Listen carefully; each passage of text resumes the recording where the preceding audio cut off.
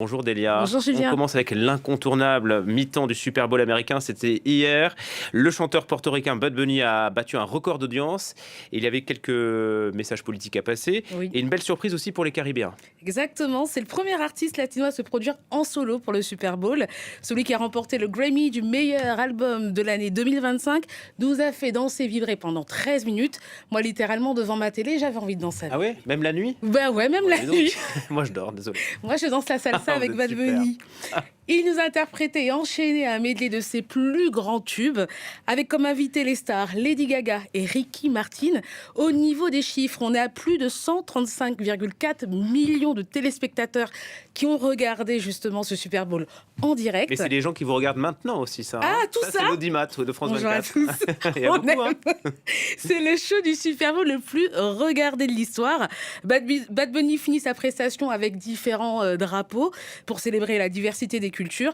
Et surprise, on voit des drapeaux des îles caribéennes, Haïti, la Jamaïque ou encore Cuba. Celui qui a fait sensation ce matin sur les réseaux sociaux, c'est le drapeau de la Martinique. Tout le monde l'a Ça vous fait vu. plaisir. C'était à la fin vraiment de la prestation. Et ce drapeau, si vous ne le connaissez pas, il est de couleur noire, vert et rouge. Le rouge symbolise le sang qui unit les peuples et le sang versé pour l'abolition de l'esclavage. Le noir représente le peuple africain et sa couleur de peau. Et le vert symbolise la nature luxuriante de l'Afrique. Bad Bunny a cité également la Guyane et toutes les Antilles. Les réactions étaient très vives sur les réseaux sociaux. On peut voir comme réaction, mais quel show de dingue, une célébration joyeuse qui rend hommage à l'Amérique latine et les Caraïbes. Vraiment, j'ai raté l'image, mais je l'ai entendu dire Las Antillas. Et merci Bad Bunny de la Martinique. On continue avec un jeu vidéo africain qui sortira demain et qui pourrait faire des émules. Ça s'appelle Reluted. Exactement, bien prononcé. Yes.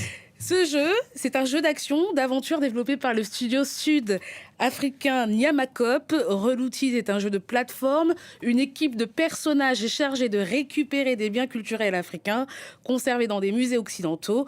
Le jeu à l'esthétique afro-futuriste mêle parcours, stratégie, tout en abordant un sujet très actuel, la restitution du patrimoine. On regarde le reportage de Yong Shim. Un masque à chantilly du Ghana. Une statue Djenné du Mali.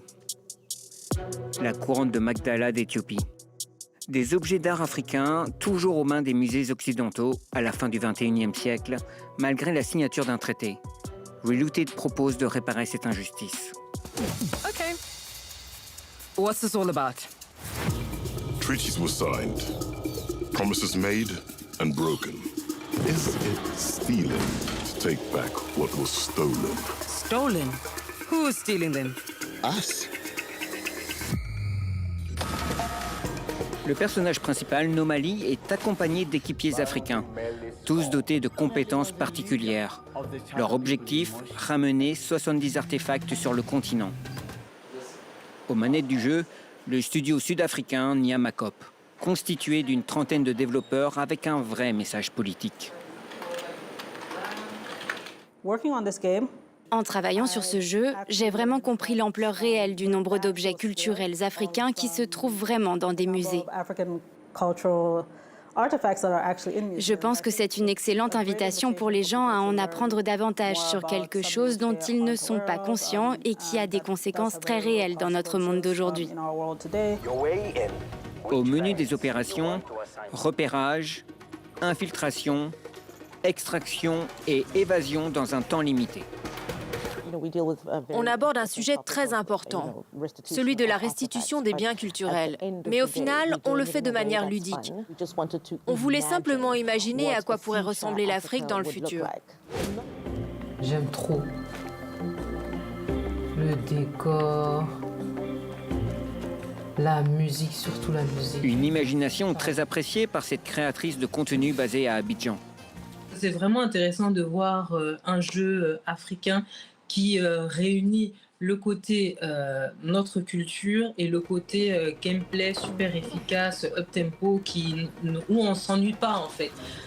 Dans l'univers vidéoludique, on a tout entendu, sauf les histoires qui viennent du continent africain. Donc vraiment, là, en ce moment, ça commence à se développer et on adore. Avec une identité forte, Relooted est disponible sur des plateformes grand public et sur console. Ce jeu ouvre de nouveaux horizons pour les studios africains. Et à la sortie de ce jeu Relooted, j'ai reçu aujourd'hui Michael Newton, cofondateur de Narratify, une structure spécialisée de la représentation des cultures africaines dans le milieu du jeu vidéo. Sa mission aujourd'hui, à travers sa structure, est de faire le lien entre les cultures africaines et l'industrie mondiale des jeux vidéo et de créer des ponts entre créateurs africains et les gros blockbusters, les gros studios internationaux.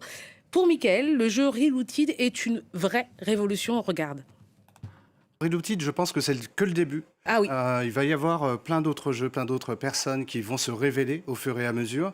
Et je suis convaincu que Relooted n'est juste qu'un rôle modèle et le départ de plein d'autres jeux, des idées qui sont existantes. Il y a des développeurs, il y a une centaine de studios dans toute l'Afrique. Je pense que ça va les désinhiber, ça va les révéler. Et nous, c'est ce qu'on essaie de faire aussi avec Narratify, de pouvoir sensibiliser à toutes ces cultures, tous ces folklores, tous ces mythes qui existent en Afrique. Et on espère que ça va aller beaucoup plus loin. Oui. Et après le journal de 16h30, retrouvez l'émission Planète Afro sur France 24, vous le faites très bien. Ah, Bravo, Delia. merci, On a hâte j'essaie de vous de faire comme retrouver. vous. Ah bah, vous êtes parfaite.